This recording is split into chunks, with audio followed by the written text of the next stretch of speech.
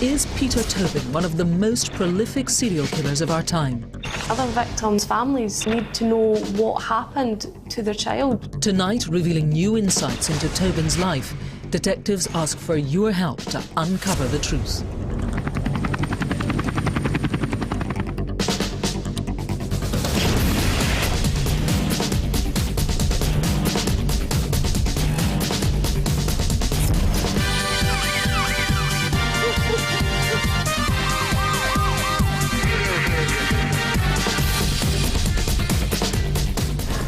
Hello and welcome to Crimewatch for our last show of the year. In the past 12 months, over 130 wanted men and women, including paedophiles, murderers and drug dealers, have been arrested as a result of your calls. We'll have more details on some of those fantastic results later. But tonight we are joined by senior detectives from afar afield as Glasgow, Cardiff and Dorset, all hoping that in the next 60 minutes you'll help them solve a major crime. Like this case, the horrific murder of Tracey Mertens, the mother of two who was burnt alive on the steps of a church at Christmas. Oh my God!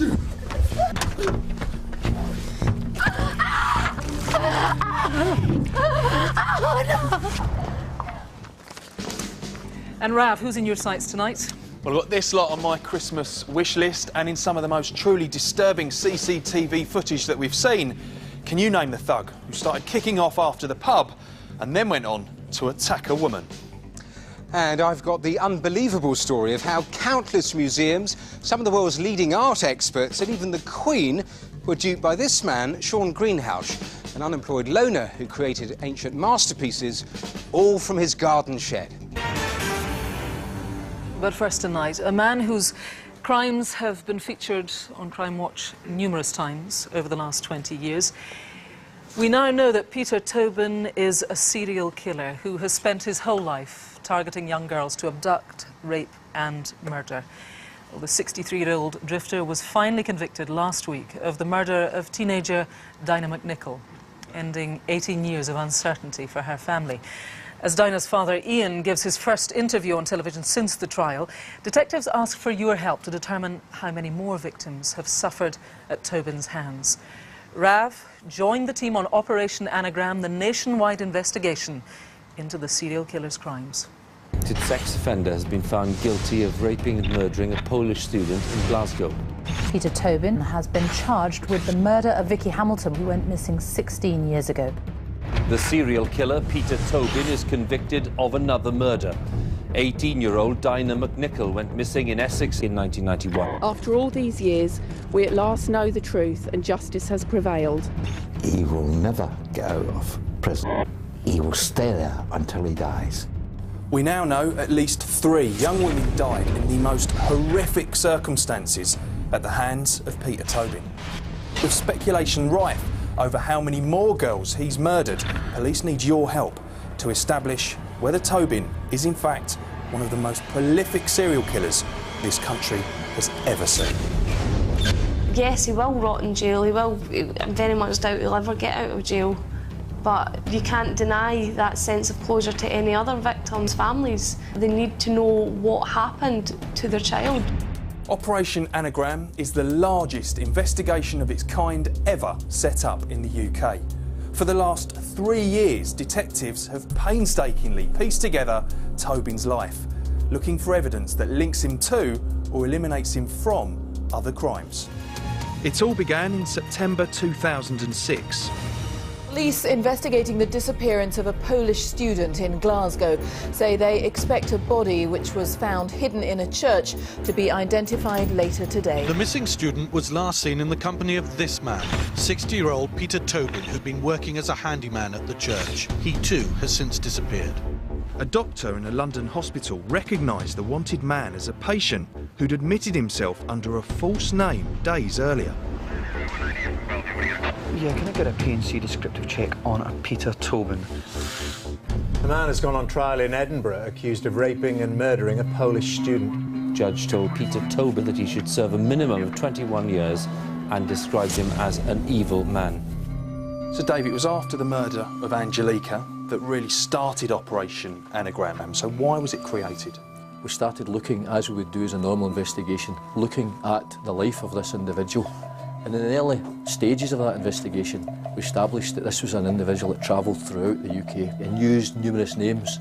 He frequented places where vulnerable women would hang out and had as many as 20 SIM cards linked to his mobile phone within a year. So the suspicion at that time was, this is a guy that's done this before. Detectives were right. Within months, Tobin was linked to the disappearance of 2 other young girls. In February 1991, 15-year-old Vicky Hamilton vanished from a bus stop in Bathgate near Edinburgh. It was one of the largest missing persons inquiries that Scotland had ever seen. My colleagues in West Lothian are now gravely concerned for Vicky Hamilton. Every day for 16 years we woke up thinking, is today the day we'll find Vicky? Is today the day we'll find she's been murdered? It was only when detectives from Operation Anagram discovered Tobin had been living in Bathgate at the same time Vicky went missing that the shocking events surrounding her disappearance came to light. Tobin had abducted, drugged and sexually assaulted Vicky before murdering her. He then mutilated her body, transported her 500 miles to his New Margate home and buried the schoolgirl in his back garden. Within 6 months, another teenager had gone missing. 18-year-old Dinah McNichol disappeared on her way back home from a music festival in Hampshire. That slim hope was always there. And I never changed the lock, just in case he would come back. But she never did. It was nearly 2 decades before Ian McNichol was to find out what had happened to his daughter. The man who she'd hitched a lift with was Peter Tobin. Only he knows the horrors he subjected Dinah to before he murdered her. Tobin buried her next to Vicky. You will only understand it if it ever happens to you or a member of your family. Then you will understand, and that's one thing I do not wish on anyone. You can see behind you, this massive board is really what Operation Anagram is all about. This huge, great timeline. But there are these big purple blotches are areas that you don't know so much about him. And these are detailed on the board here. For example, 1977 to 78, 85 to 86. And you really want to know more about what he was up to back then. The key is what he looked like throughout the years. People may be looking at that, recognise him as another individual. Or, more importantly, a bit of information about him. So this was an individual that could ingratiate himself with anyone. He was an affable type character. He had numerous girlfriends, numerous close friends, some of whom will probably not have come forward.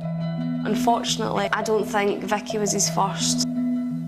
There's a sense of relief when you finally find out that, yes, this is what's happened.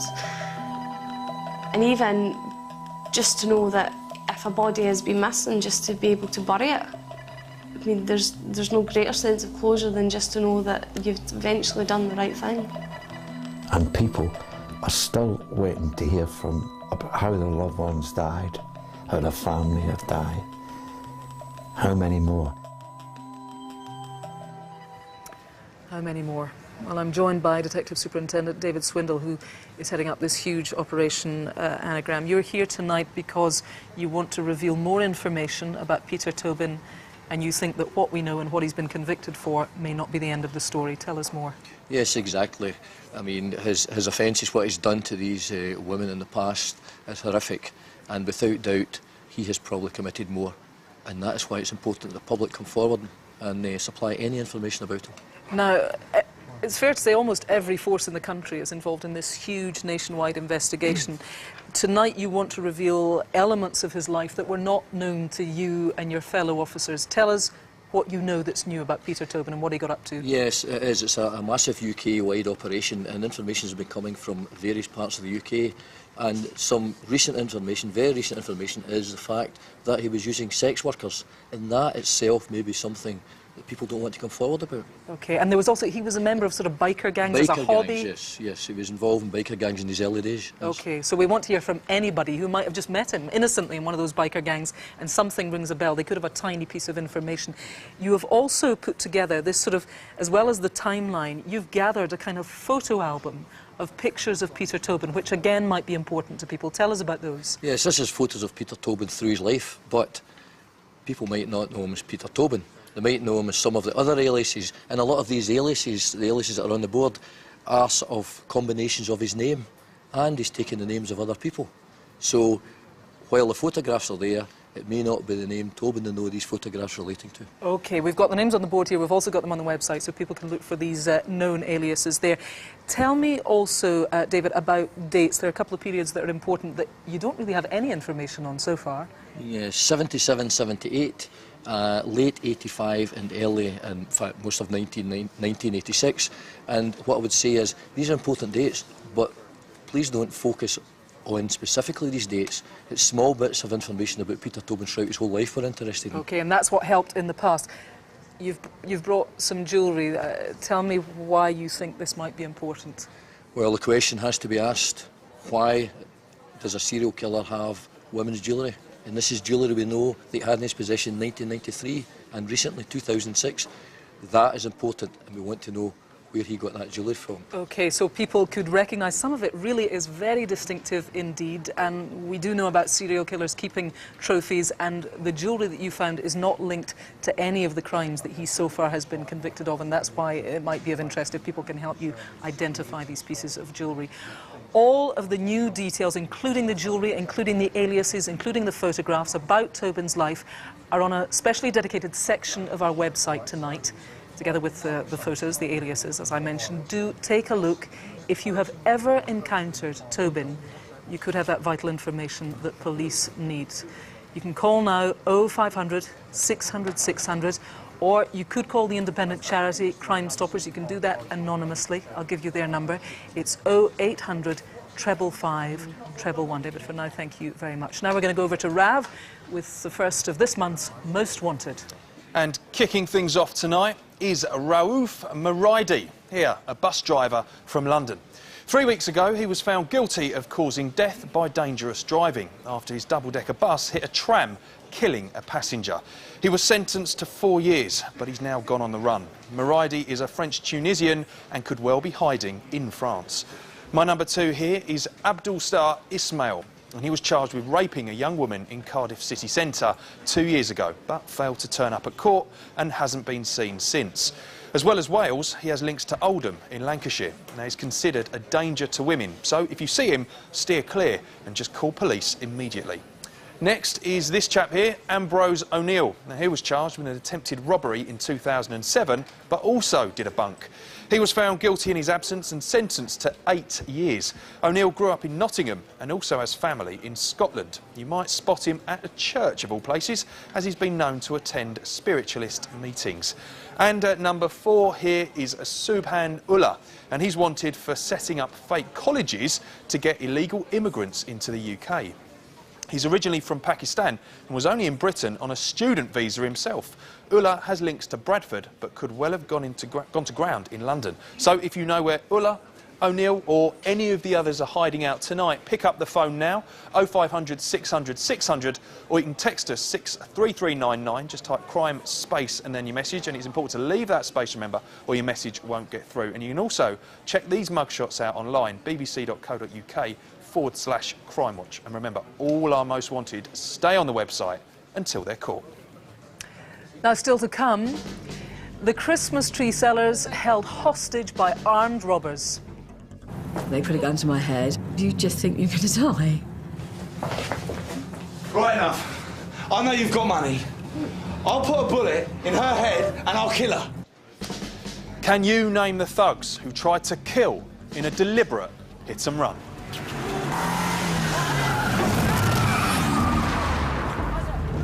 And how, after decades, one of the most successful art forgers in British history was finally caught because of old-fashioned detective work and a wily professor. When we looked, we discovered they'd been very clever and very crafty, and they nearly fooled us, but they didn't quite.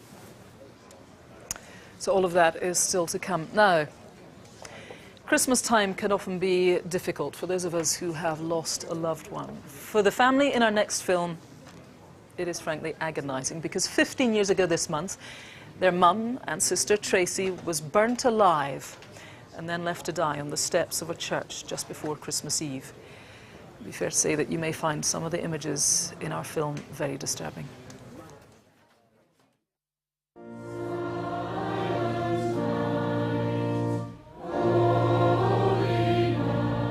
Mother of two, Tracey Mertens, was taken to St Michael's Church in Eton, where 2 days before Christmas she was doused in petrol and then set on fire. Congleton Parish Church. A petrol can lay nearby. A day later, leaving 2 children. Tracy met Joey when she was 16, and they seemed really happy. She loved him. Later on, it all seemed to fall apart. The money is up to you. It's nothing to do with me. Oh my! The children, that'll have been her main concern. She loved them 2 children. She did. I'm very proud of them. It was 2 days before Christmas. Tracy, her partner Joey, and the 2 children were getting ready to experience their first Christmas in their new home in Rochdale. 5 weeks earlier, the family had left their old home in Birmingham. It's not clear why, although Joey, a habitual drugs user, admitted to owing people money at the time. Dad, can I have a remote control car for Christmas? I mean, Darren's got one at school, it's really cool. Daniel, we've just moved house.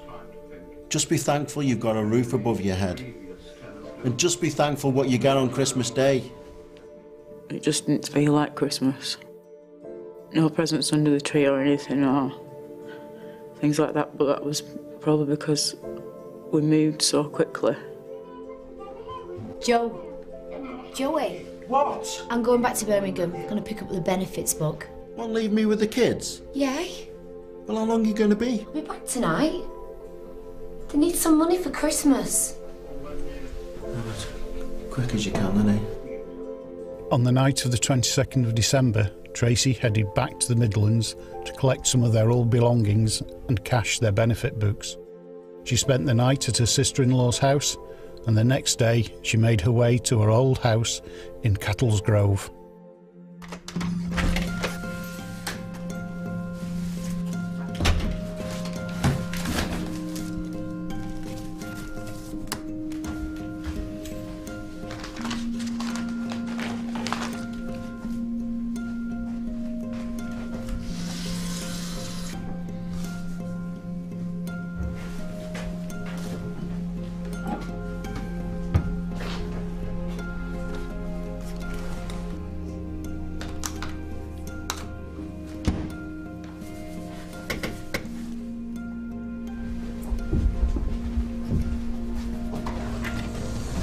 Joey! Where is he? Where is he? I don't know what you want! Keep me there! What are you doing?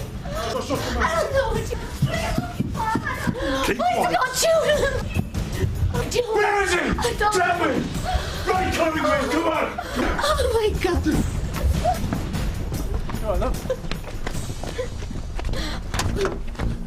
She described them as overweight, in their early 30s, with Brummie accents.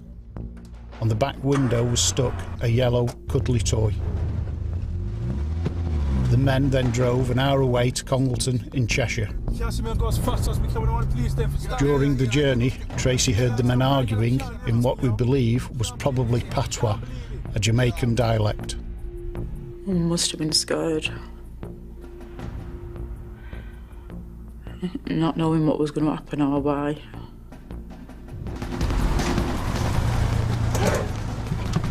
Right, come on, move! Keep moving! Come on! Shoot off! What happened next was truly shocking. Oh my God, where are you taking me, please? Hold up! What are you doing? No!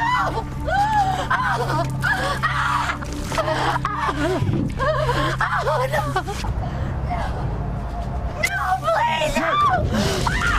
Please!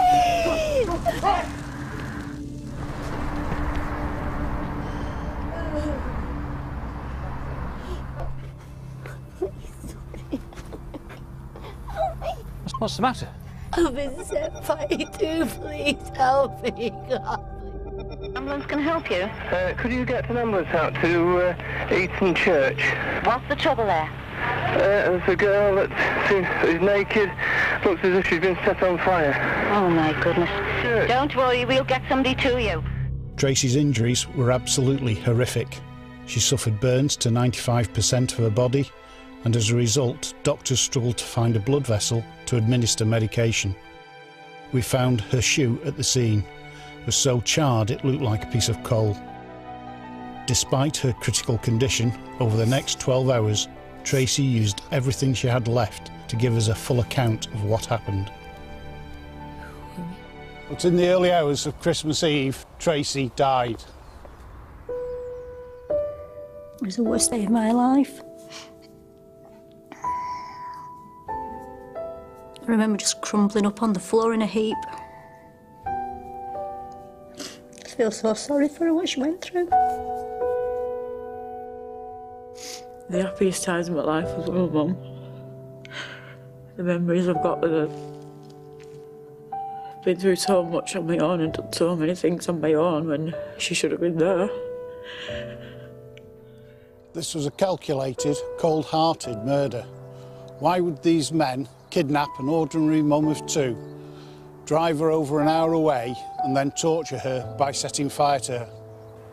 Someone out there knows what happened. We now have DNA evidence we can use to eliminate any suspects. All we need are the names. In life, you know, you love somebody so much. And I loved her so much. And I will do anything. And I just want somebody out there just to help us, anything. I just think if she deserves to be at peace, be at rest, because I don't think she'll ever will be until these people are caught. It's beyond horror. I'm joined by DCI Paul Bailey. The suffering must have been incredible. What do you think the motive was for the attack on this young mum of two? We're now 15 years further on and we still don't know the motive for this attack. What we do know is Tracy was completely innocent. The two men who forced their way into the home were looking for Joey Kavanagh, her partner. We know that when the couple left Birmingham, Joey had a drugs habit and he owed money to people. The house in Birmingham that they had previously lived in was vandalised. Tell me about that. Is that connected? Well, it certainly is connected. In the 5 weeks between the family leaving Birmingham and going back up to Rochdale and Tracy coming down to collect the benefit books, somebody had daubed death on a downstairs window at the address in Cattle's Grove. And we believe that that would have been seen by somebody. Somebody will have seen whoever did that. We'd appeal to them to come forward. Somebody will also have seen this car. It's a very, very distinctive car. Even for 15 years ago, there wouldn't have been many of these around. Describe it to us again. It's a very tatty Mark II canary yellow Ford Escort. It was seen in and around the Eton area, but we think people will still remember it because of the horrific nature of the murder. Okay, and it had this cuddly toy, sort of, which was almost matched the car in terms of its colour. Who are you appealing to tonight? Because as we said in the film, somebody out there knows, and you've got the DNA, so they should give the names. They should give the names. We'll be able to eliminate individuals. One specific appeal we'd like to make is shortly after Tracy's death, another couple who owed money for drugs received a very specific threat that if they didn't pay up, they would get what Tracey Mertens got, and would appeal to anybody else who had such specific threats made to them to come forward. For Tracy's family, we've got to get to the bottom of this. Please, thank you, Paul, if you know anything that could bring Tracy's killer to justice, I would beg you to do the right thing. That is to pick up the phone now. I should tell you, there's a huge reward on offer, £30,000, if you have got the information that will lead to an arrest and a conviction. I'm going to give you the number now. Write it down. 0500 600 600. If you've been a victim of crime, there is, of course, the victim support line. They are on 0845 30 30 900. For now, here's Rav with some more of his most wanted. Right, at number 5 is Mark Pong Slater. He's wanted for escaping from prison in Derbyshire last year, where he was serving 12 years for importing drugs. Since disappearing, Pong Slater has been up to his old tricks, dealing in cocaine in Leeds. He uses the names Mark Pang Slater, Mark Thomas and the street name of Pang. And he has links to Lewisham in south-east London. Next here is Zhu Wei Fan, a former bank clerk at Barclays, but he's not Employee of the Month after nicking £1.5 million from them. He was charged but failed to turn up at court and was sentenced to 5.5 years in his absence. He's originally from China but has links to Reading. 7 here is Jason Elton John Waller. Yeah, you heard me, not to be confused with the great man himself. Waller needs finding fast because he is a convicted child sex offender and has recently broken the conditions of his release. Waller's lived all over the country, including Devon, Kent and Wales. He speaks with a West Country accent and was last seen sporting a moustache and a beard. And finally, here at number 8 is Imtiaz Hussain, and he was due to be deported last month, having done time for rape and false imprisonment. But he escaped from the Pakistani High Commission in Knightsbridge.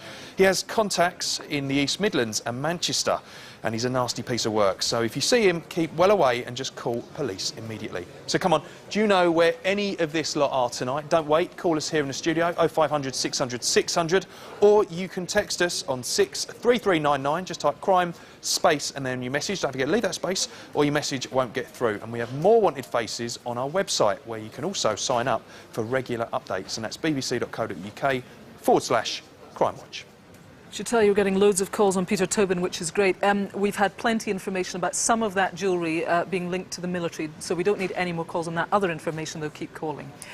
Now, 18-year-old Aaron Hoff here is very lucky to be alive. 3 months ago, he was on his way home from a night out when he became the victim of a deliberate and malicious hit and run.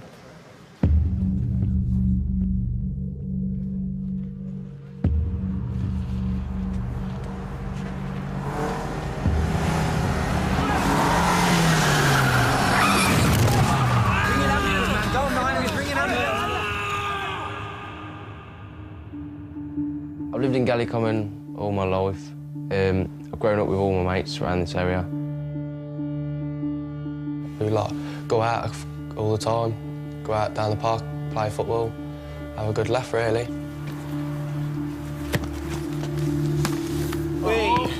Aaron's a likeable lad. You know, we're proud of him. He certainly likes a good time with his friends. He loves to play football, whether it's just down the park or in the football team or getting a game on a Sunday morning. He's gone on to play for the county and the district. It was Friday evening and it was quite early, it was about 8:30.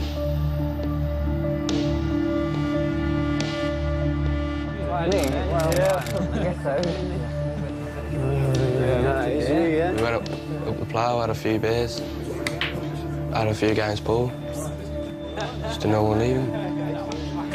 Right, let's go. When we came out of plough, it was probably just gone past midnight, and we were just walking home like we do normally. Where do you want to go then? No, I'm going home. Go here. As we walked out, there was 2 girls in front of us. Straight home. Hey, hello. Shut Oh, man. Better look next time, yeah.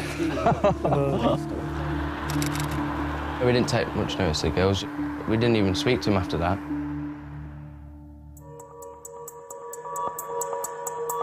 Get in!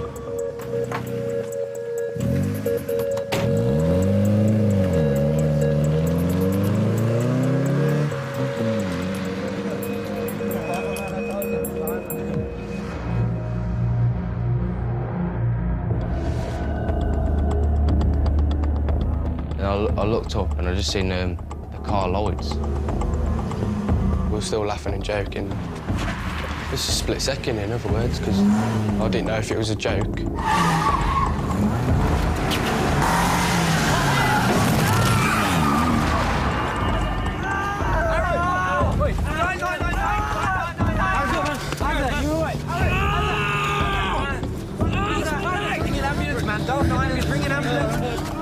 I remember lying on the ground and I couldn't breathe at first. I was like really scared and I thought I was paralysed or something.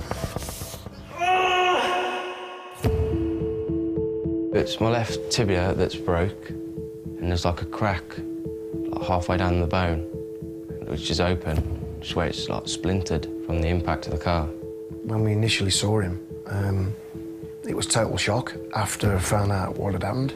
I just couldn't grasp you know, how somebody could do that to somebody. We could have died, and all four of us could have died. He might not be here now if he hadn't probably jumped on impact. I mean, he could have hit the windscreen, you know, anything could have happened. It's pretty horrendous that somebody could do that, I think. Well, I'm joined by DC Jenny Fallon. Entirely unprovoked, this. This whole incident is malicious, it's completely unprovoked. The driver has deliberately mounted the curb and driven directly at Aaron and his friends. He's accelerated towards them and clearly not even thought twice about the consequences, which could have been fatal. Yeah, I mean, Aaron's got a horrible injury, but not just one of them could have been killed. A lot of them could have been killed. Yeah, all four of them quite easily. I mean, Aaron has been lucky under the circumstances. He has got a nasty break to his left leg, which has been in cast for the past 13 weeks. And it's showing little signs of healing. It's very nasty. I don't know if you'll be able to tell me this, but do you think the guys were local, the guys in the car? We don't know. It's possible they were local. We've done extensive inquiries into local vehicles. All that we do know is that the vehicle involved is a white Vauxhall Corsa. It is distinctive. It's got a very distinctive body kit and possible damage to the front near side where it's obviously collided with Aaron. So it is possible that it's identifiable to somebody at least. Yeah, I mean, it's a distinctive car.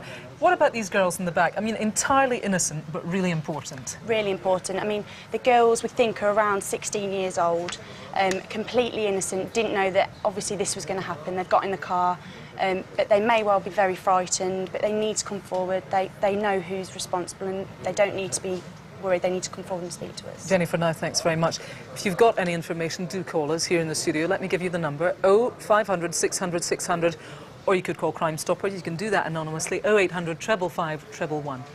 Now it's over to Rav with some criminals caught on camera. Some of the most disturbing images we've seen are on this month's CCTV. We're in Canterbury, Kent, back in September, and this elderly lady is paying for the car park after a spot of shopping. But who's this lurking in the background? Don't be shy, mate. Danny DeVito. Can I have your autograph, please? Wait a minute, something's not right here. He's part of a double act. Joined by a mate, they loiter near our shopper. One of them chucks cash on the floor, and while the victim picks it up, our Danny double helps himself to her purse. They'd followed the OAP for over an hour before pouncing, and it's not the first time they're believed to have struck. It's certainly some performance, but it won't be winning him an Oscar anytime soon. Thieving from a pensioner. How low can you get? Time this duo got recognised for their work. Who are they? And who's this woman? Is she also in on the act, or just an innocent passerby? More shopping, this time in St Albans in Hertfordshire, back in October. These two are after some designer jeans, and they could certainly do with them, or at least a new belt. Nice pants. The sales assistant comes over to help, but they have no intention of paying. After pretending to have a look around, they snatch as many pairs of jeans as they can carry and head for the exit. As the staff try to stop them, they pull out a knife and do a runner with 12 grand's worth of designer gear. Luckily for us, they might have an eye for expensive clothes, but they couldn't spot this camera. Give us a smile.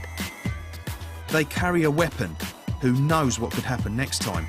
Don't give them the chance and shop them this Christmas. Saturday night in Burton-upon-Trent last July. A brawl has begun outside this pool club. It's hard to see who's not throwing punches, but it's this bloke that police need you to name. He rains down punches on one lad and stamps on another's head, but that's nothing compared to his final act. Grabbing hold of this girl, he smacks her with all his might. It's a shocking attack. The girl falls like a rag doll to the floor. She didn't stand a chance. It's a violent and unprovoked attack on a defenceless young girl. Don't let him lash out again. Thankfully, she's recovered. but we've got to catch that man tonight.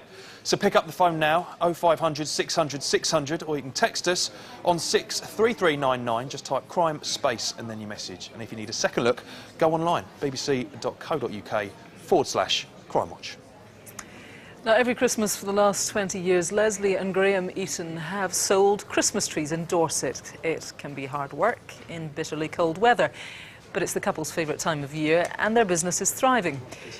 The events of last Christmas, though, turned everything upside down. You see, the Eatons were targeted by a gang of armed robbers, and if it hadn't been for Leslie's courage and quick thinking, they might not have lived to tell the tale. Leslie, I'm just going to put this with the other 7 footers. That's great. Well, that's a beauty, isn't it? Yeah. I've been selling Christmas trees for about 20 years, but here we've had a retail outlet for about 8 years. Hello. Hi. Hello. Looking for a tree. Yep. You know what sort of size you want? The end of November up until about the 20th of December, really busy time here. We don't stop. It's lovely, that one, isn't it? We put our display boards up out on the road, and the public, you know, obviously see it and just come in. We enjoy it. It's very Christmassy and it's a nice atmosphere. I was sitting on the settee watching the telly. We heard a loud thud. What was that? I'm sure. I'll go and look.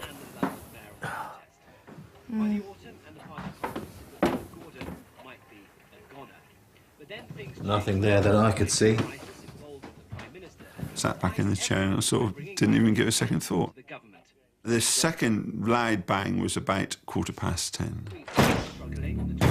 As I got out of the chair, there was 3 blokes stood in front of me, dressed completely in black. The one in the middle just put a gun in my face. Where's the money? Where's the money? What money? We haven't got any money. We will put a bullet in her head unless you tell us where the money is. OK, the only money I've got is in the kitchen. No!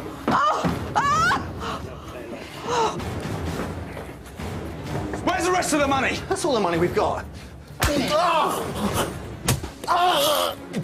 My biggest fear they were going to hurt Leslie.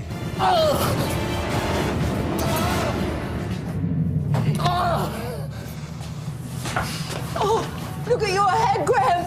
Oh, my God! What we're going to do next will be much worse. They put a gun to my head. You just think you're going to die. Right enough. I know you've got money. I'll put a bullet in her head and I'll kill her. I don't care. I'm going back to London. I'm out of the way. Leave her alone. We haven't got any money. If we had, we'd give it to you. Don't look at me.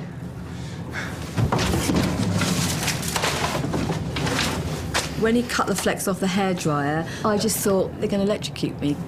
I can't breathe. And I was sort of crying, and I just thought I'd take it one step further, and I started breathing really heavily and puffing and going, you know, my heart's really tight. My wife has a heart condition. Don't let her die. When Leslie went making out she was dying or having a heart attack, I knew what she was doing.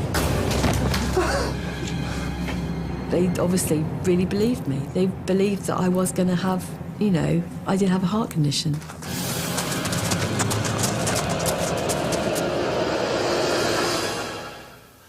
They're gone. It's not so much the money, it's what they put us through and the violence they used, really.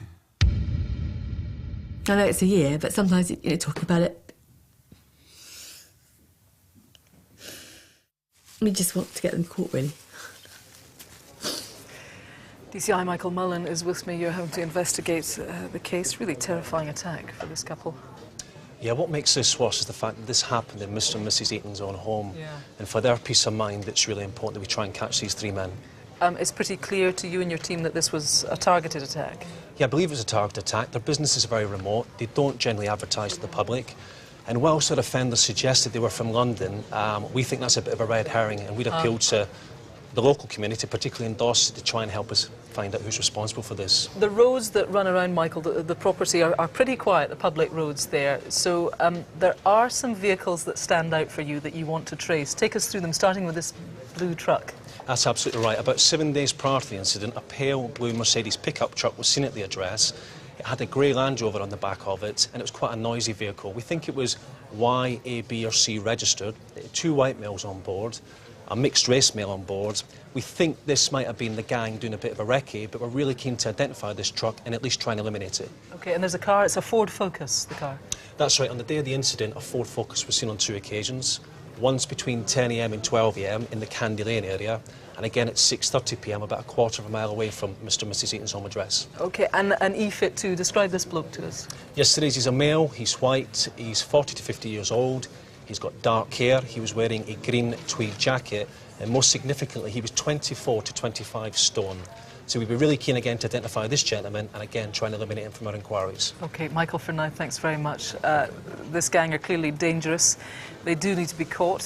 Tonight, you can call or text us now. There are the numbers on the screen, 0500 600 600. The text number 63399. Now, here are Rav and Matthew with some fantastic pieces of news on previous cases. First news on a case that made headlines today. It was the first ever appeal on Crimewatch. The brutal murder of 16-year-old Colette Aram. We start with a case that's chilling. Somewhere, probably in the English Midlands, there's a killer on the loose. Colette was found sexually assaulted and strangled in a field near her home in Keyworth in Nottinghamshire. But despite a massive manhunt, the case has remained unsolved all these years until now. Following advances in DNA, 51-year-old Paul Stewart Hutchinson, a married father of 3, was charged with her murder. And earlier today, he finally admitted killing Colette. He'll be sentenced in the new year.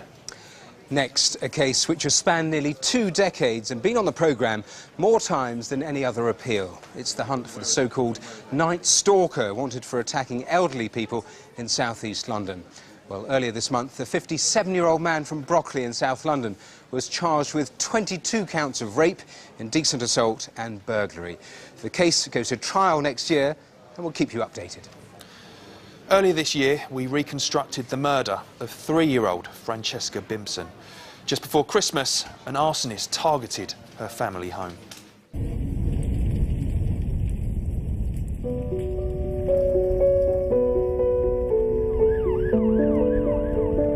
And I remember looking back and I just seen the bedroom, just pure orange, and I was going, Francesca, screaming, screaming, screaming, let's get her out.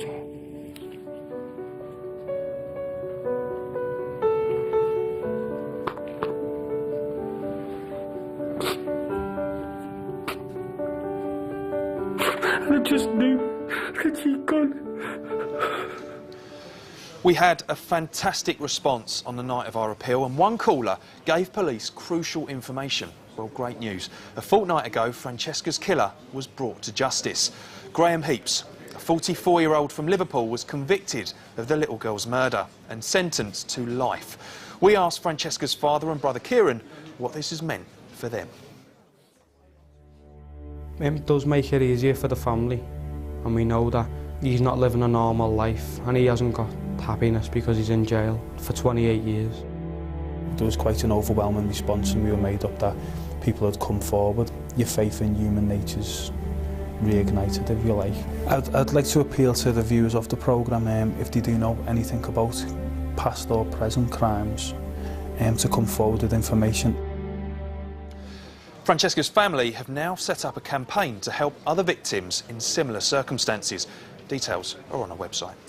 And finally, last month, we reappealed for information about the murder of the Birmingham taxi driver and father of 3, Mohammed Arshad, who was found stabbed in the head last July. We showed you CCTV of a man police wanted to speak to about the murder. But we had a great response with several names put forward. As a direct result of one of those calls, a 27-year-old man has now been charged with murder. Now, take a look at these beautiful works of art. They're just a few pieces from a vast collection of paintings, ancient stone carvings and historical tablets, soon to be seen on display at the V&A Museum. They've been admired by art lovers, experts from across the globe and even Her Majesty the Queen. But they're all fakes, created by one man, Shaun Greenhalgh, and incredibly, all in his garden shed. Matthew takes up the story of how one of the most prolific forgers in history was finally caught.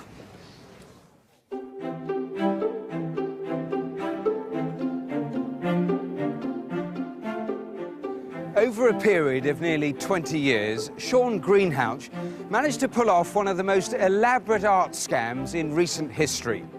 Fooling many of the world's leading experts and auction houses from London to New York, this master forger became the focus of one of Scotland Yard's longest-running fraud investigations. In 1989, Greenhalgh was a 29-year-old frustrated artist living in Bolton. He had no job and was claiming state benefits.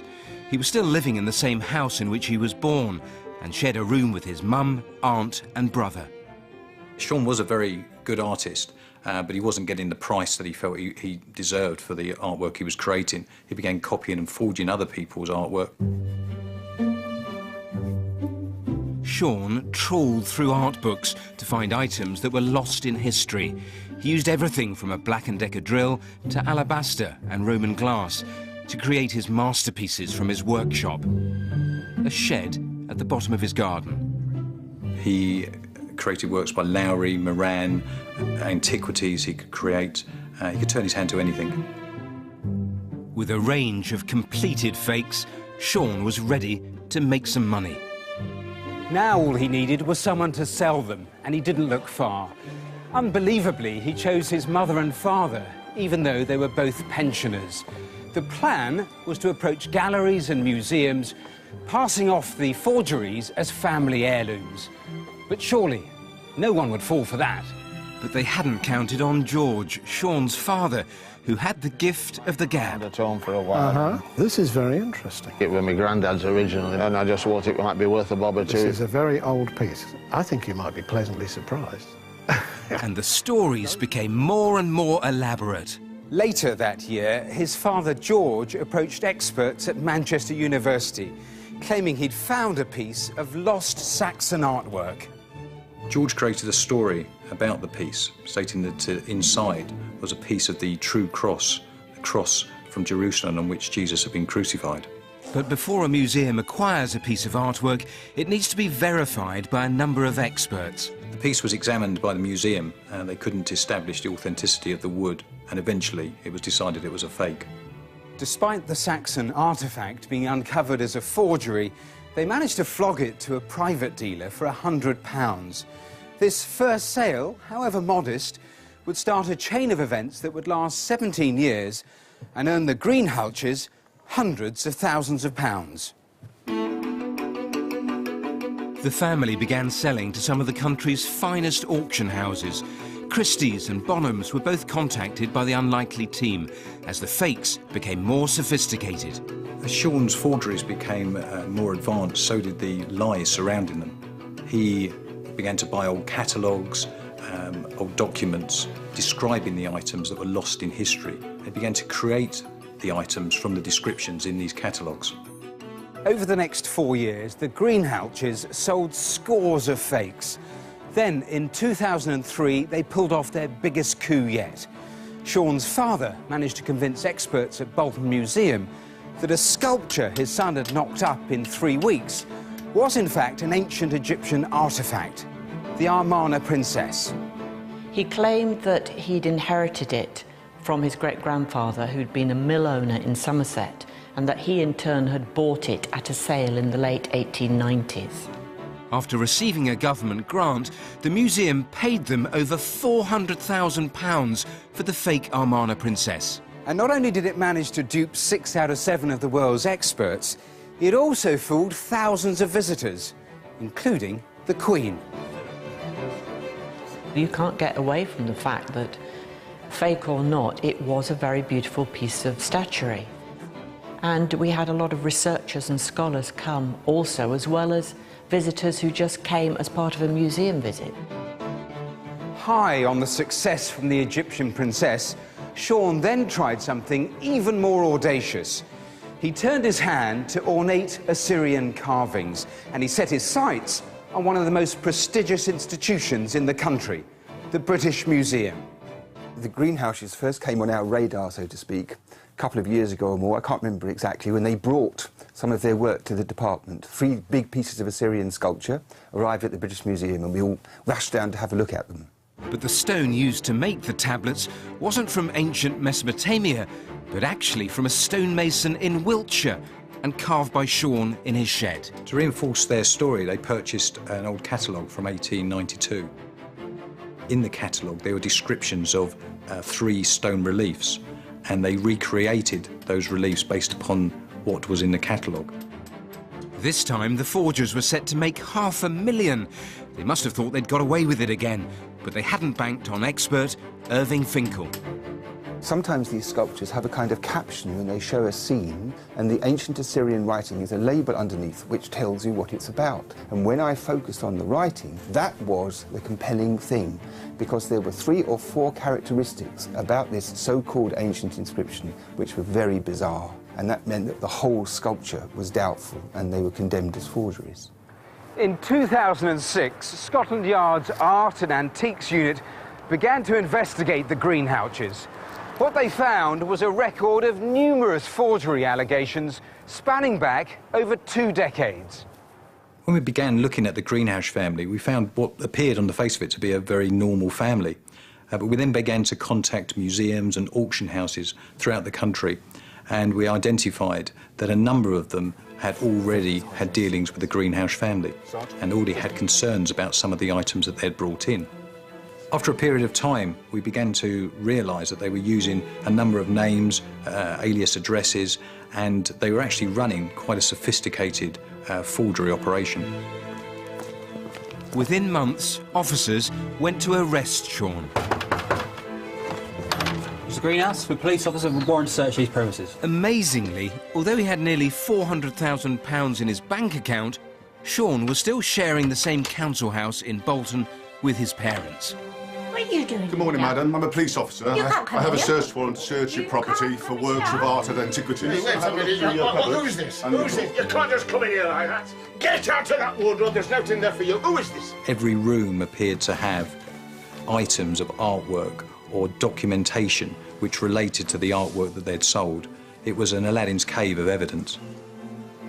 Shaun, I want to ask you some questions about some fake works of art, in particular the Amarna Princess. Throughout questioning, Shaun and his parents maintained they'd inherited the artwork from various family members, and they were unaware they were fakes. As many of these people had died, it made it difficult to prove the case against them. If I can move on now to the Silverton Park catalogue. The crucial turning point for the investigation for us was the finding of a receipt which indicated that the 1892 Silverton Park catalogue, which they'd said had been handed down to them by their great-grandfather, had in fact been purchased from a lady in Bristol in 1999. On the 16th of November 2007, the 18-month investigation finally came to a close. Shaun was sentenced to 4.5 years in prison. His mother and father were given a 12-month suspended sentence. They were ordered to pay back £404,000 to Bolton Museum, Sotheby's and the Henry Moore Institute. So what was it all about?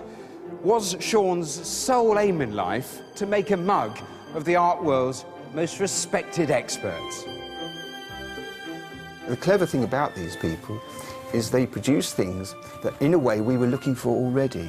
So when we saw it, we wanted to embrace this long-lost treasure, and then when we looked, we discovered they'd been very clever and very crafty, and they nearly fooled us, but they didn't quite.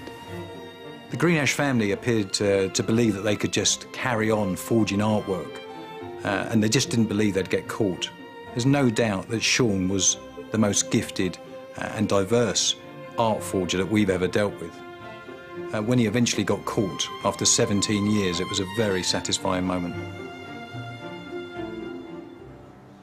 What a tale.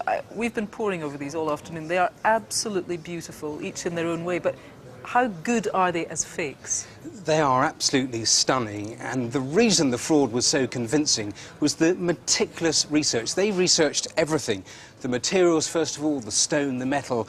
This, for example, was supposed to be the first Roman silver ever found in the UK. He made it by melting down hundreds of Roman coins, just in case they dated and checked the authenticity of it. He also researched the paperwork, the history, which was crucial. They even researched the experts themselves, read everything they'd written, especially about lost artwork and the descriptions. They then made the art, wrote to the experts saying, is this interesting? And they would think, bingo, we're halfway there. Crafty. I mean, he doubtless is a master craftsman. They are beautiful works of art, but he was not a master criminal. He made mistakes. He made mistakes. Not everything was as good as the Amarna princess that you see there. I mean, that fooled experts around the world. Yeah. The Assyrian carvings, for example, they were tiny mistakes, but obvious mistakes. He had a detailed knowledge, but that wasn't always enough. I mentioned them being exhibited at the V&A at the beginning. Why is that? Well, all of this stuff is going to be on exhibition at the V&A in London next month. It's an exhibition about art fraud. The bigger headache, though, for the authorities is getting the rest of the stuff. I mean, he was prolific. He started this in 1989, but was churning it out. And a lot of it's gone abroad, but they think they've only found a third of everything actually made. Good God. A few red faces about this?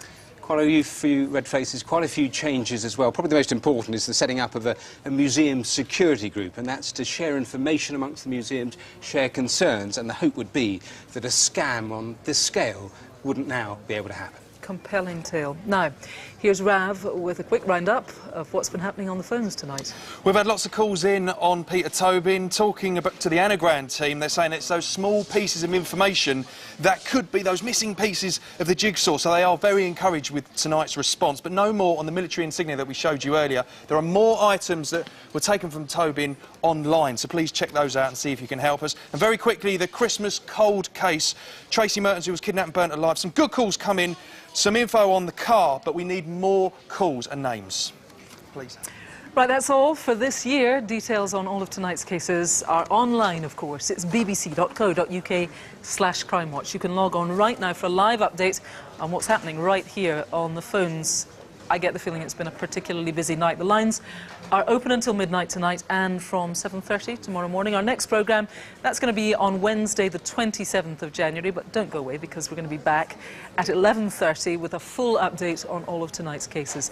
Please do hang on for that, and I have a feeling we're going to get some good results tonight.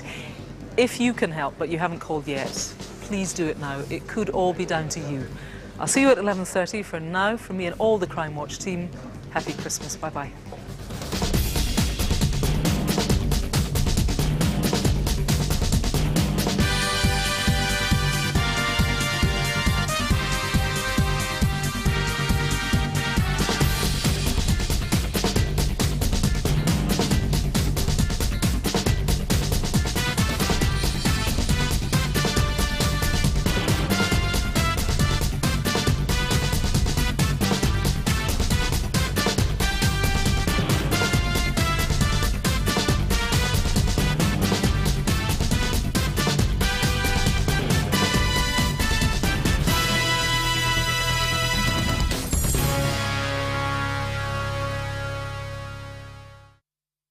Imagine is having a night on the tiles.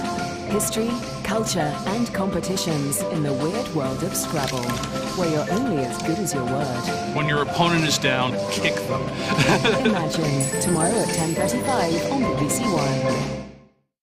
What a piece of work is a man. Help, angels. A murderer and a villain. Conscience does make cowards of us all. I dare damnation! David Tennant, Patrick Stewart, and the Royal Shakespeare Company in the award-winning Hamlet. Rest is silence. Boxing Day at 5:05 on BBC Two.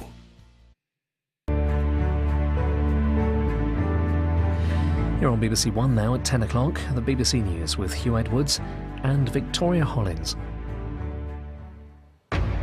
Tonight at 10, history in the making, as party leaders agree